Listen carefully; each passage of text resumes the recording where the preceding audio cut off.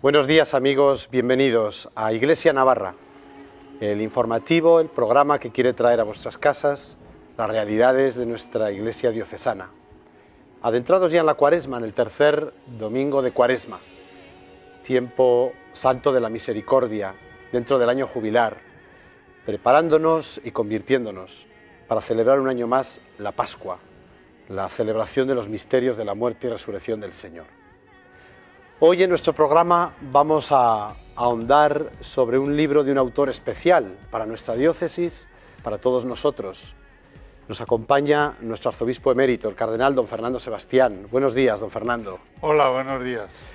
Ha venido estos días a nuestra diócesis dando charlas y sobre todo presentando el último libro que ha escrito, Memorias con Esperanza. Sí.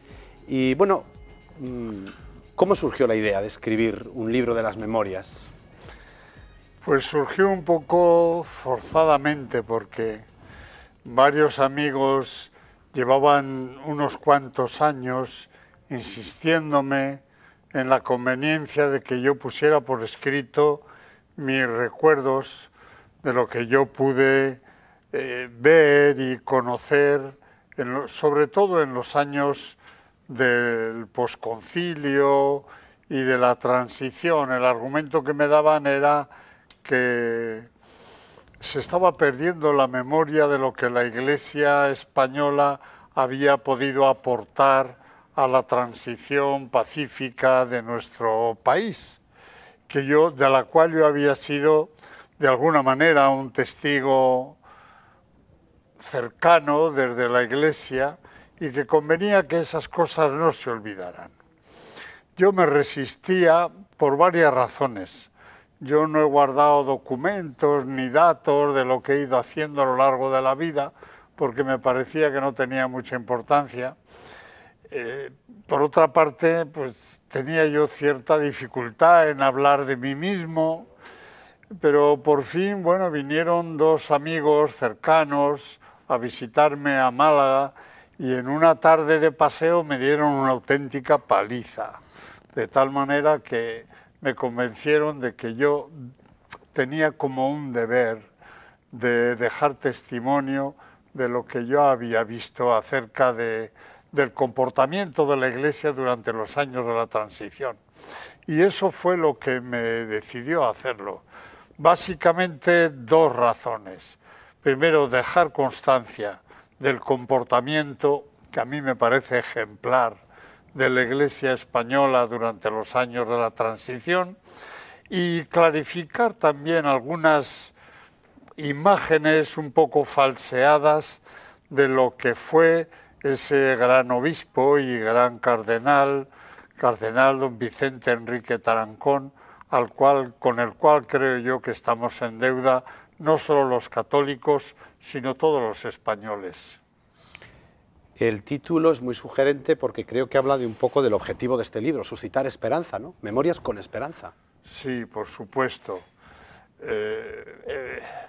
La memoria de nuestra vida está siempre cargada de deficiencias, y el peso negativo de nuestra memoria necesita la compensación de la esperanza.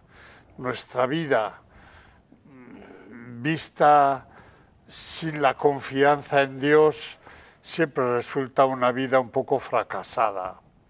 No hemos sido, nadie ha llegado a ser lo que soñaba ser.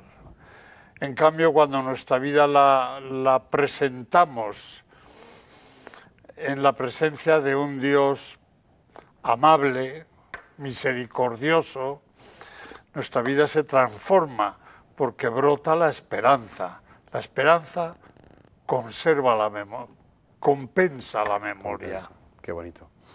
Adentrándonos un poco en las páginas del libro, recorre con detalle su infancia, pero bueno, por coger los grandes temas de la transición, que sin duda está en boca de todos los periodistas, podemos decir que el papel de la Iglesia fue como doble, es decir, que después lo ha insistido usted estando aquí, el de la reconciliación y el de también formar las conciencias en unos tiempos convulsos, también de conflictos, de enfrentamientos?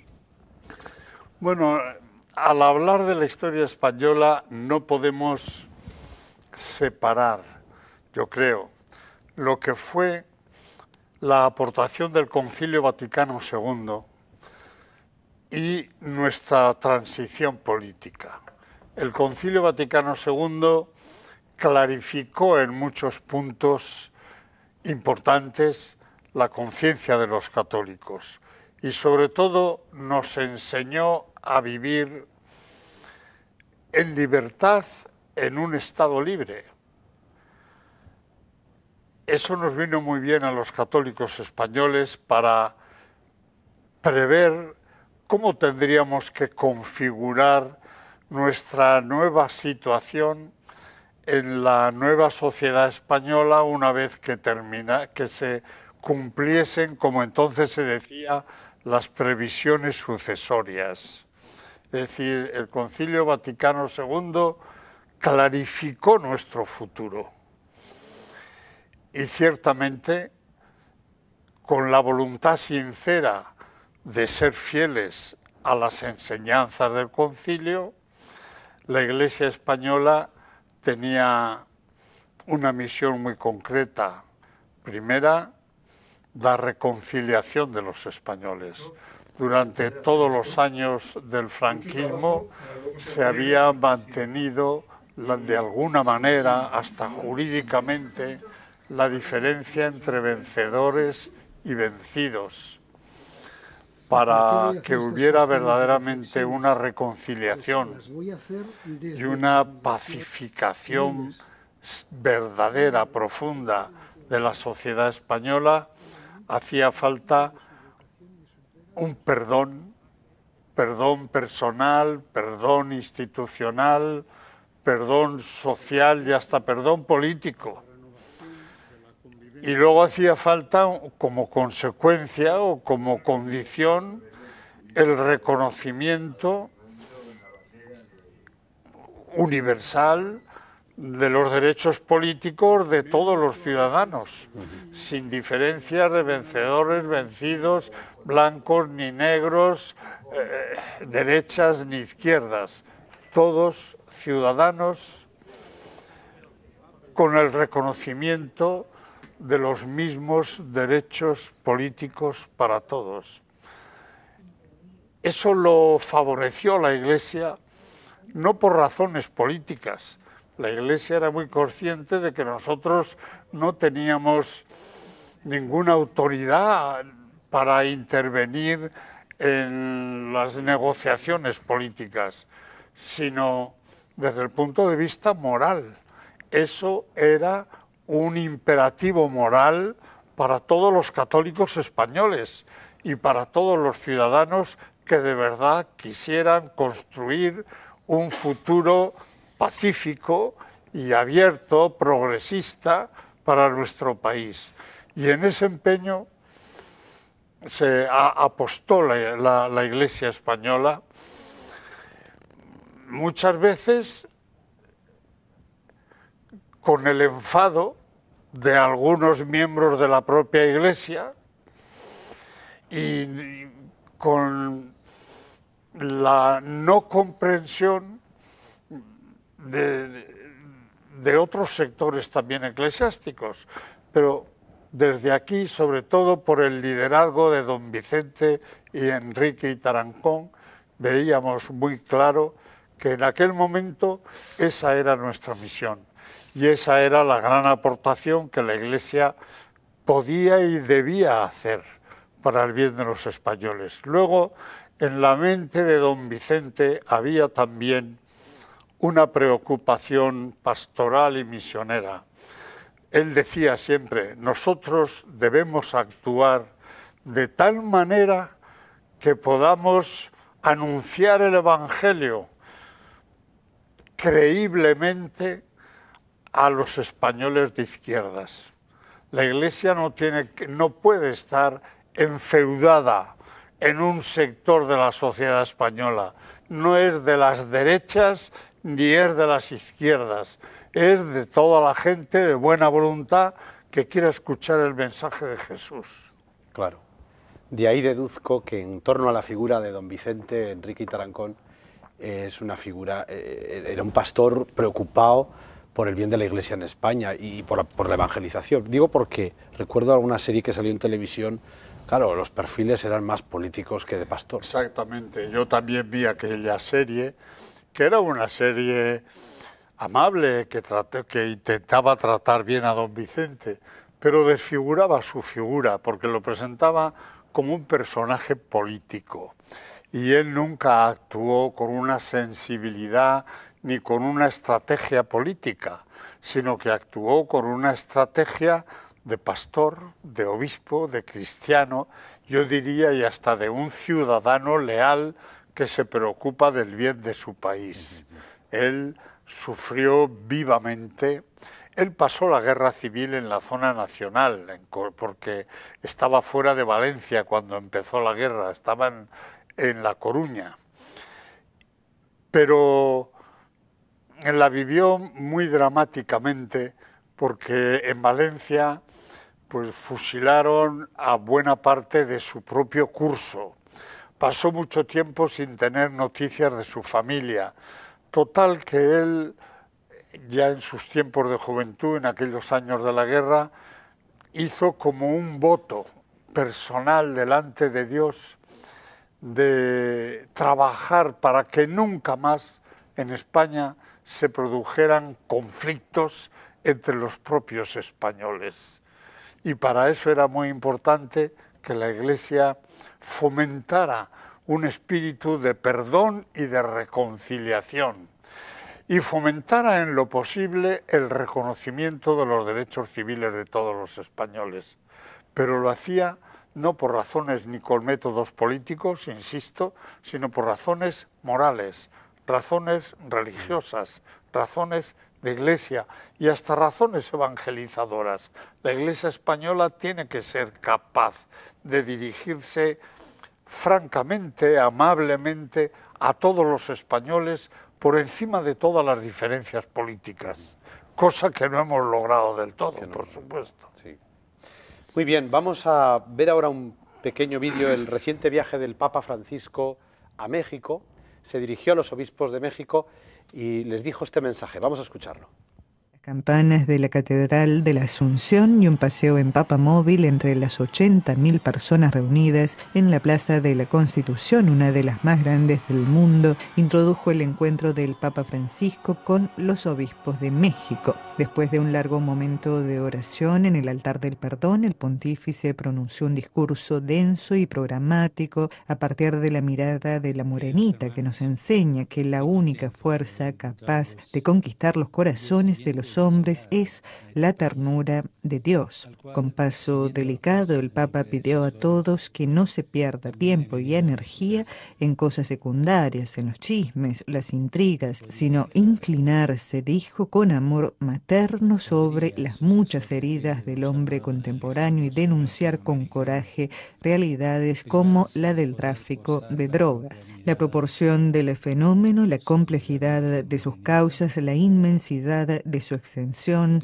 como metástasis que devora, dijo, la gravedad de la violencia que disgriega y sus trastornadas conexiones no nos consienten a nosotros, pastores de la Iglesia, refugiarnos en condenas genéricas, formas de nominalismo, sino que exigen un coraje profético y un serio y cualificado proyecto pastoral. Fueron muchas las realidades subrayadas por el Papa Bergoglio, desde los migrantes que corren todo tipo de riesgos en busca de una vida mejor, a la atención de los pueblos indígenas y de sus culturas, no pocas veces masacrados, porque el corazón del apóstol no está hecho para cosas pequeñas. Estamos con el cardenal don Fernando Sebastián, nuestro arzobispo emérito de Pamplona, comentando este gran libro de las memorias de toda su vida. Hay momentos difíciles en este libro, cuando secretario de la Conferencia Episcopal tiene que optar por renunciar a la sede de León, y también momentos gozosos. Yo he traslucido por todo lo que he leído y por lo que conozco, por ejemplo, la vivencia apasionante de la Iglesia. Y un momento apasionante de la Iglesia que usted siempre lo ha lo ha explicado y lo ha explicitado muy claramente, es la participación en los sínodos. Sí. Ha participado en siete sínodos. Una experiencia de iglesia, hombre, ahora es cardenal y entiendo que es una experiencia mucho más, pero es una experiencia de iglesia universal que yo creo que además usted nos ha transmitido siempre en la diócesis con mucha, ¿no? El Papa, ¿cómo ha vivido esa experiencia de ser padre sinodal a lo largo de estos años? Bueno, pues sí, he podido intervenir y participar en 7 sínodos, 5 de ellos designado por la Conferencia Episcopal, elegido por los obispos, 2, el de Europa, el primero de Europa y el último sobre la familia, por designación personal del Papa. Y luego tuve que renunciar a otro por enfermedad, porque coincidí en un tiempo en que yo no estaba muy bien de salud. La experiencia del sínodo te hace vivir muy intensamente la universalidad y la profundidad de la Iglesia. La universalidad porque a cada sínodo asisten aproximadamente unos 200 obispos del mundo entero. Igual están los de Estados Unidos que los de Polinesia, igual los de África que los de Escandinavia, cada uno con sus ideas, con sus puntos de vista, con sus preocupaciones. Una experiencia que a mí me ha impresionado siempre profundamente es cómo desde una diferencia de puntos de vista muy grande que se manifiesta al principio, poco a poco, por la voluntad de ir ajustándose a las exigencias del mensaje de Jesús, por la referencia colectiva al Evangelio, que es la norma suprema y permanente de la Iglesia, esas posiciones se van puliendo, se van acercando y al final siempre brota un consenso que es como el resurgimiento de la unidad de la Iglesia y de la creatividad de la Iglesia a partir de nuestra adhesión y de nuestra recepción de la persona y del mensaje de Jesús. Luego te permite conocer las características de muchas iglesias, hablas con obispos de todas las partes del mundo, te enteras de muchas cosas, es un gran enriquecimiento. En sus años de Pamplona creo que hubo como 2 grandes preocupaciones, uno la familia, de ahí nació el directorio de pastoral familiar, y otro la juventud. Son como 2 pilares que ha tenido usted, vamos, de una grandísima... Nacieron las jornadas diocesanas de la juventud, sí. Y bueno, ahí han quedado y ahí están, claro. Y bueno, la verdad es que esa preocupación habla de la gravedad y de la seriedad de estos temas, ¿no? La familia hoy, cómo está, la juventud, ¿cuál es el mensaje hoy? O sea, un poco hoy, en este 2016, ¿por dónde tenemos que tirar a la hora de evangelizar a la familia? Sé que es un tema amplísimo, pero así una palabra a la familia, a la juventud.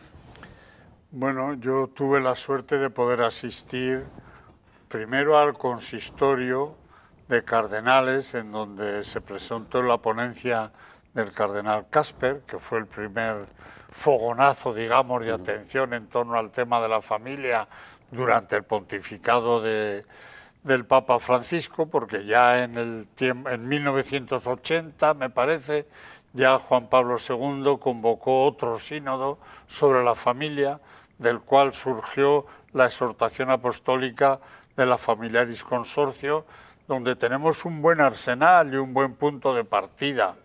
Luego, por designación personal del Papa, asistí al sínodo sobre naturaleza y misión de la familia en 1984. Bueno, allí examinamos muchas cosas. Ese sínodo tenía como preocupación dominante eso que tú me preguntas, de un diagnóstico. ¿Cuál es la situación de la familia cristiana en el mundo de hoy?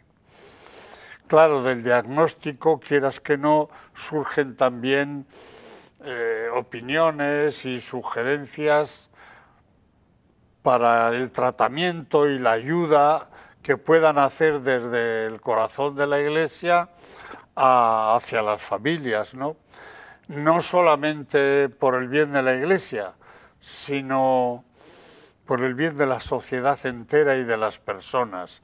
Sintetizando y reduciendo mucho la cuestión del sínodo, decimos, sacamos estas convicciones. Primero, la familia es una institución de primordial importancia para el bien de las personas y para el bien de la sociedad. Las personas no vivimos en el aire, vivimos en el racimo, en el nido de la familia, en la comunicación intensa y cercana, cada uno de su propia familia, injertados, insertados, arraigados en ese núcleo de amor interpersonal que es la familia. Importante para la persona, para la sociedad, importante también de manera decisiva para la Iglesia, porque en la familia es donde se realiza ese acto fundamental de la transmisión de la fe. La familia es la entidad educadora, la protagonista de la educación de las nuevas generaciones. Y en la educación entra la religiosidad, la educación de la dimensión religiosa de la persona, que es tan esencial como la dimensión social o la dimensión afectiva. Y la Iglesia, es decir, la Iglesia nos transmite la fe primordialmente en la familia y por la familia. Si eso se pierde, la Iglesia pierde un elemento muy importante para la evangelización de las nuevas generaciones. Primer punto, la importancia. Segundo punto, el deterioro grave que la familia está sufriendo en nuestro momento, en nuestra vida, en nuestra cultura, por muchas cosas. Primero, por estructuras objetivas independientes de la voluntad de los individuos.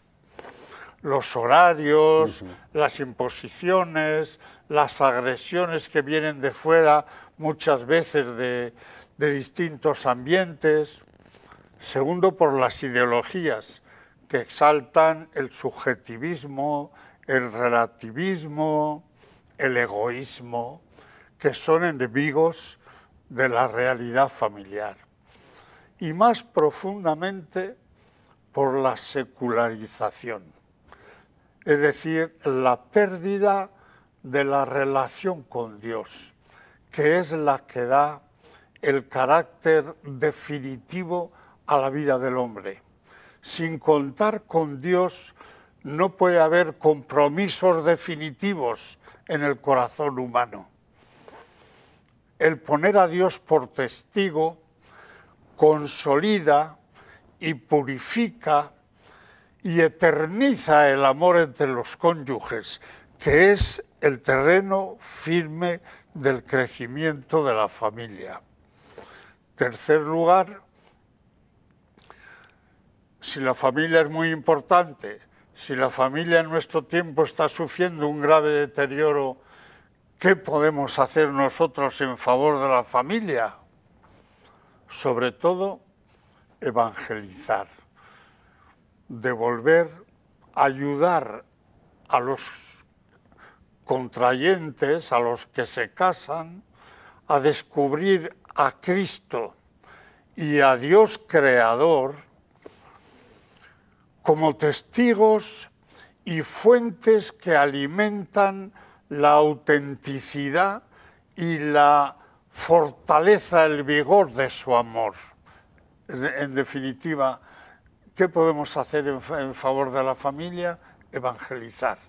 Yo digo, celebrar con autenticidad religiosa los matrimonios que quieran celebrarse en el ámbito de la Iglesia, que no sean una rutina, una ficción religiosa, sino que sean realmente un compromiso entre el hombre y la mujer delante de Dios para siempre, con ese estilo del amor generoso y purificado que solamente Cristo es capaz de enseñar a quienes creen en Él.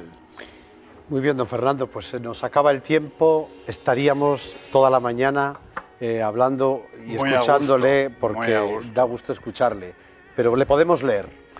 Bien. Nada más, muchas gracias, don Fernando, está su casa y está su diócesis, ya lo sabe, aquí nos tenemos. Nada más, nos vemos el próximo domingo, ya la primera Javierada, camino de Javier, pero sobre todo camino del Señor en esta Cuaresma. Hasta la próxima semana, si Dios quiere.